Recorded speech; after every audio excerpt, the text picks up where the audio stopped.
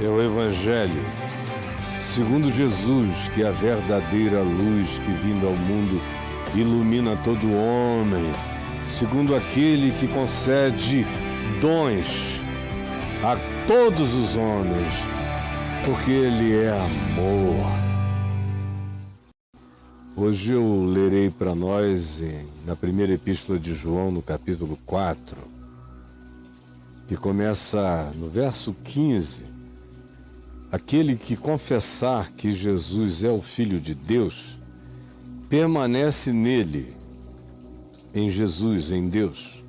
E Deus, de fato, o toma. Ele está em Deus.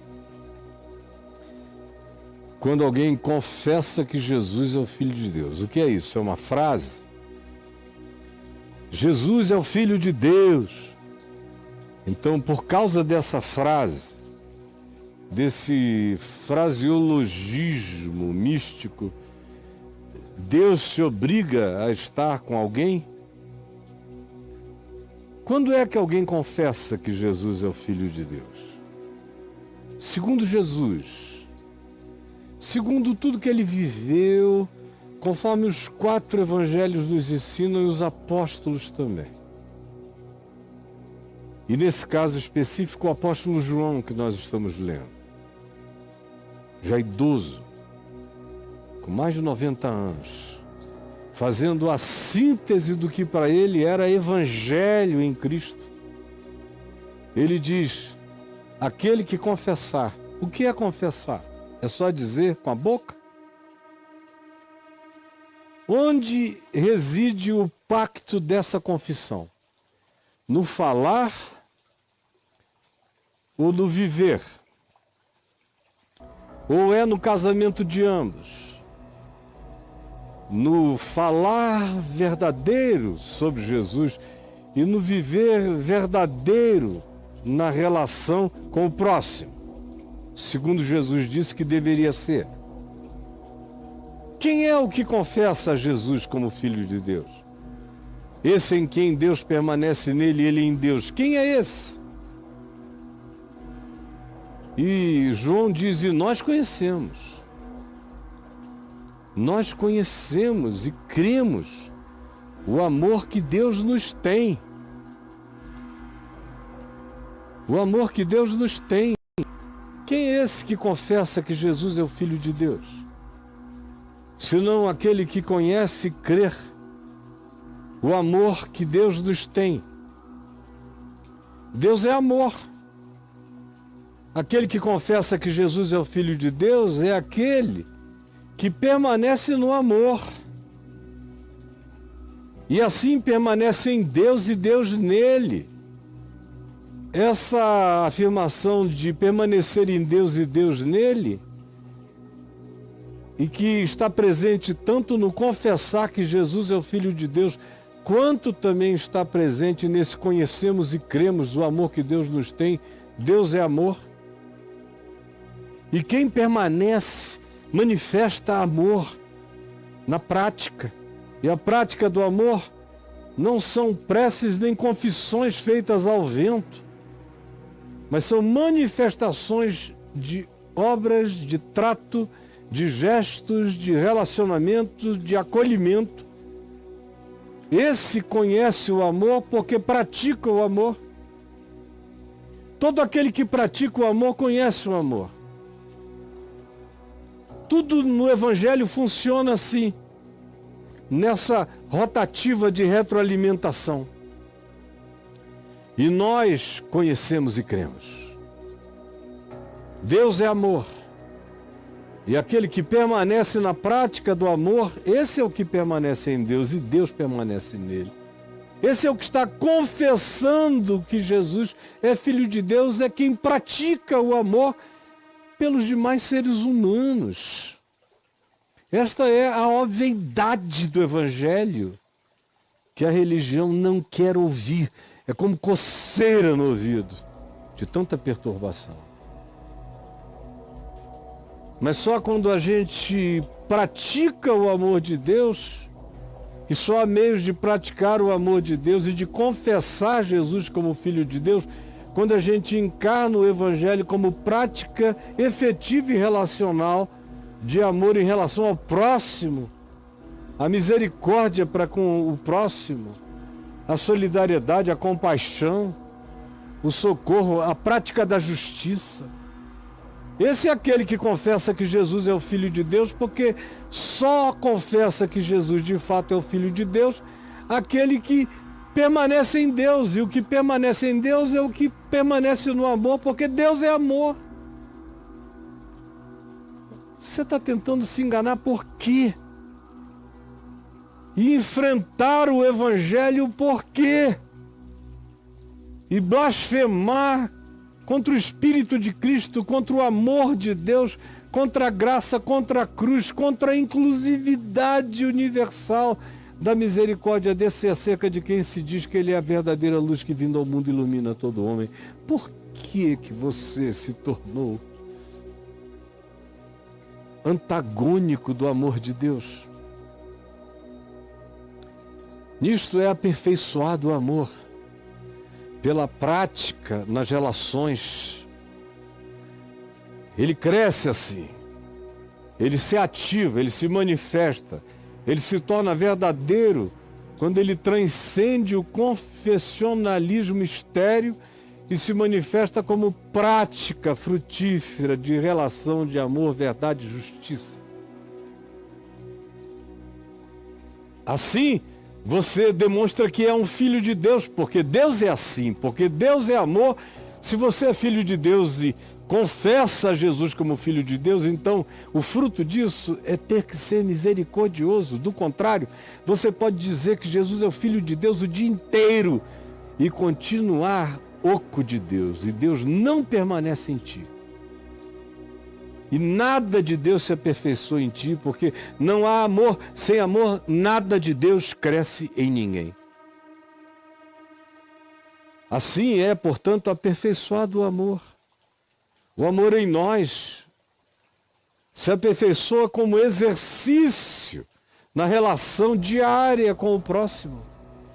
Desse modo, sendo, é que o nosso coração anda com confiança. Todo aquele que pratica como dogma da sua vida o amor de Deus, está vivendo o Evangelho, está confessando o Filho de Deus. Mesmo que não puxe esse assunto. Para Deus, essa vida em manifestação de amor, verdade, justiça, compaixão, solidariedade, misericórdia e domínio próprio, é a expressão absoluta da declaração do Evangelho, da confissão de que na minha vida há um Senhor chamado Jesus. Isso está sendo evidenciado e testemunhado por Deus mesmo quando eu estou calado. Isso me dá confiança para viver.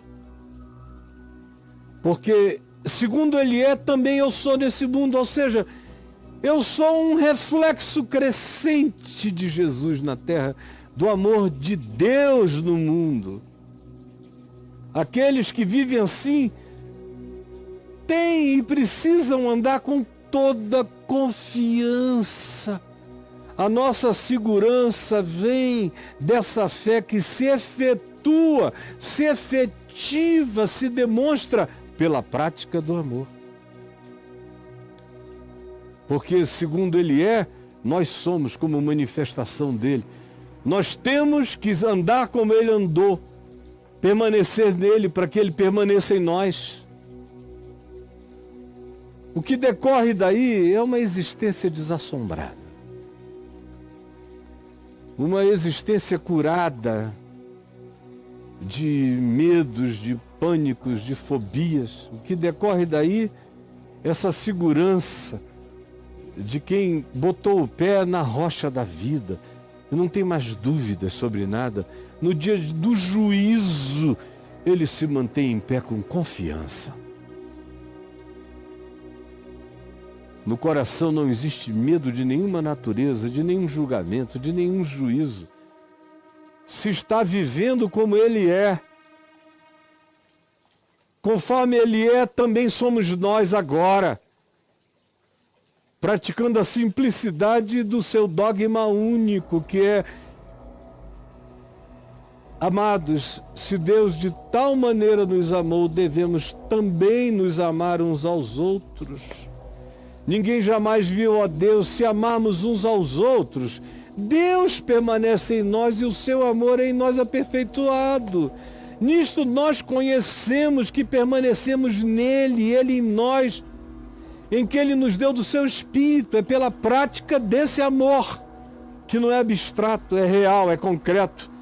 Porque assim como foi o amor de Jesus, tem que ser o nosso amor neste mundo. E assim como ele foi, também somos nós agora. Se de fato é verdade que ele habita em nós e nós estamos nele. O fruto disso é total falta de medo espiritual. Porque esse amor de Deus, que se manifesta na prática do meu encontro com o próximo, vai se tornando crescentemente aperfeiçoado. Vai crescendo, vai aumentando, vai se dilatando. Lança fora todo medo, todo pânico, toda dúvida. Você anda em estado de maioria. Mesmo quando está sozinho, sua consciência está amparada por bilhões de testemunhas, dizendo: este anda no amor de Deus. Por isso, não existe medo. Por isto, o perfeito amor lança fora o medo.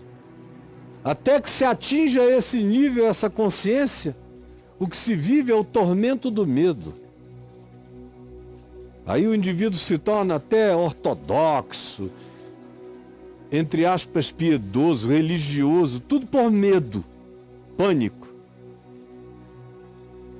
Precisa ser angustiadamente opinativo, porque nele não existe nenhuma paz do amor. Portanto, essa pessoa existe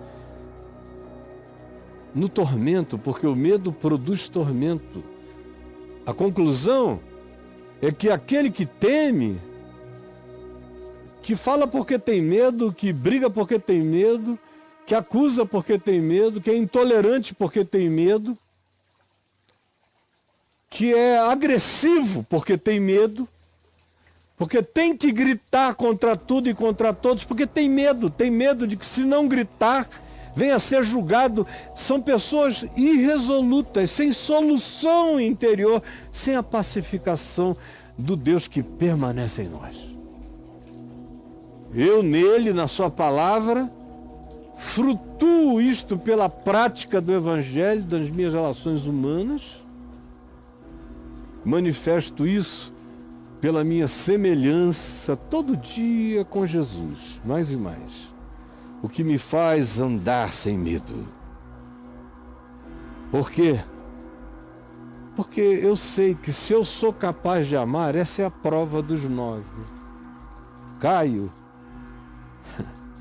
por que você anda sem medo? Minha resposta é: porque ele nos amou primeiro. Se eu sou capaz de amar, a minha capacidade de amar é uma possibilidade divina em mim. E quanto mais eu seja capaz de amar, não amar como os pagãos que só amam os iguais, mas amar como Jesus ensinou, amar os diferentes, até os inimigos e os opositores. Se eu sou capaz desse amor, é porque o amor de Deus está em mim. E o amor de Deus está em mim porque Ele me amou primeiro. E porque Ele me amou primeiro, eu agora amo. E se eu sou capaz de amar, eu fechei o ciclo.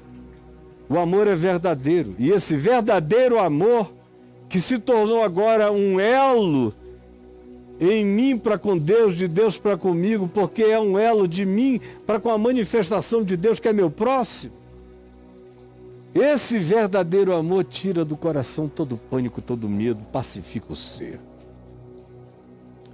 E nós amamos e sabemos porque nós fomos provocados. Todo aquele que ama é um ente que está respondendo à provocação do amor de Deus. Onde quer que o amor aconteça, você conhece alguém amando? Amando com essas qualidades? Não apenas amando na moleza. Amando a minha mulher, tranquilo. Amando meus netinhos, que maravilha. Amando meus amigos, que doçura. Mas amando os adversários, orando por eles, até pelos antagonistas pessoais, pedindo que a graça de Deus os alcance, desejando que a misericórdia de Deus ilumine a consciência do pior antagonista, para o bem dele, para o bem da vida. Porque foi assim que Jesus ensinou e é assim que o Pai pratica, fazendo nascer o sol sobre maus e bons, vindo chuva sobre justos e injustos. Jesus disse isso e disse: sejam assim.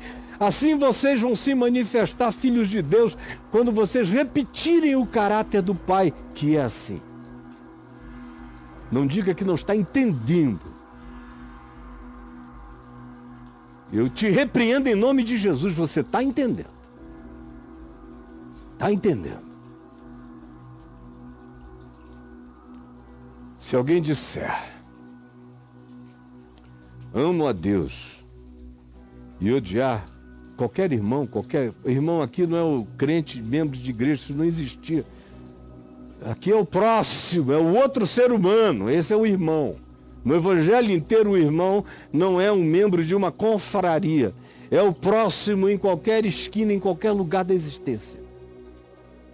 Se alguém disser: amo a Deus, Deus eu amo, mas odiar o próximo, é um mentiroso, é um ente diabólico espiritualmente.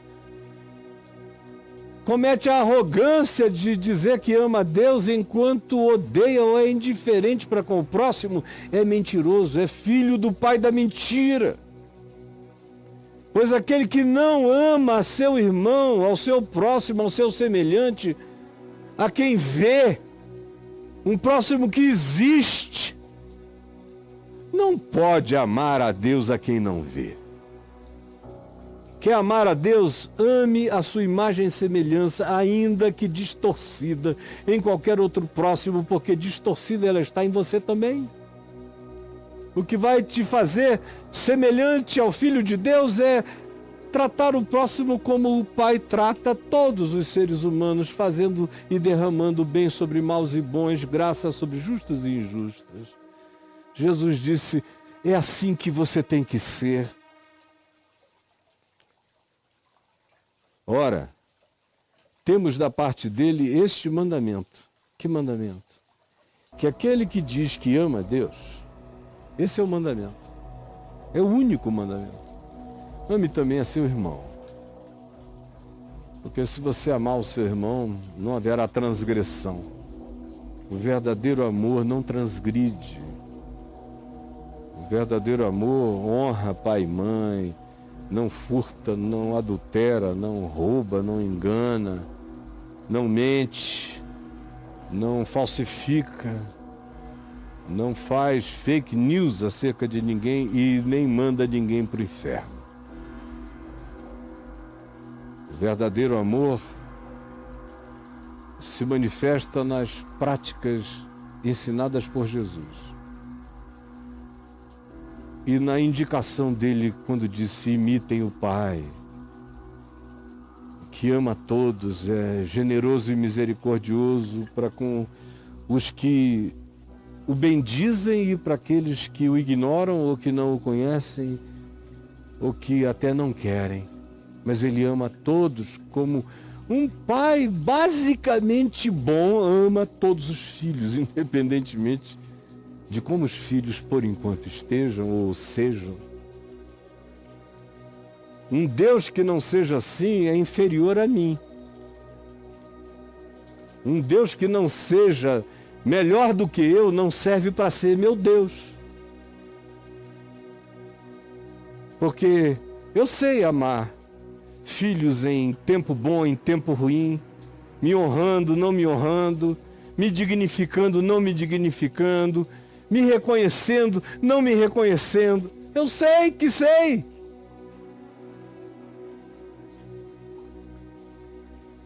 Não existe a possibilidade de um filho sair fora do escopo do meu amor.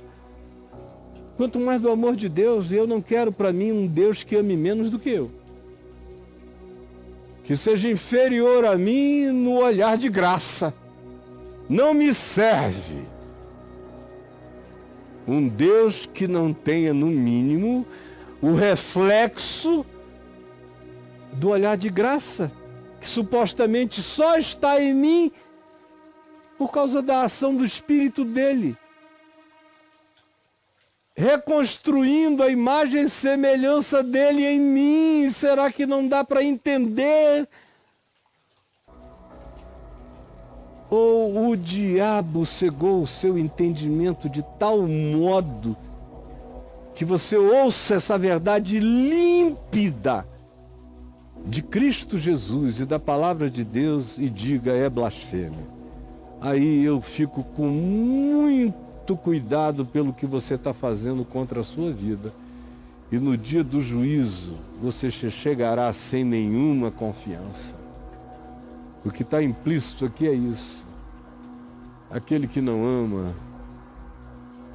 não tem Deus, não terá Deus, não habitará Deus, não será habitado por Deus, porque quem não ama seu irmão não pode amar a Deus.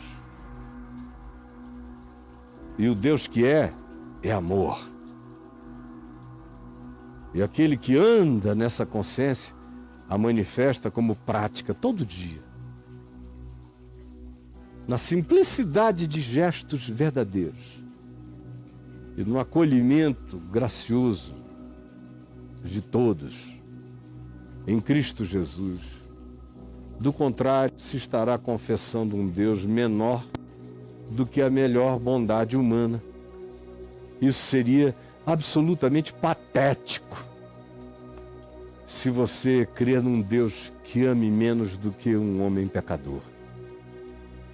Senhor Jesus, ajuda-nos a enxergar, porque é uma quantidade enorme que teve o olhar cegado pelo príncipe deste mundo, pelo engano, que se agarram a letras religiosas e não enxergam a palavra da verdade da vida.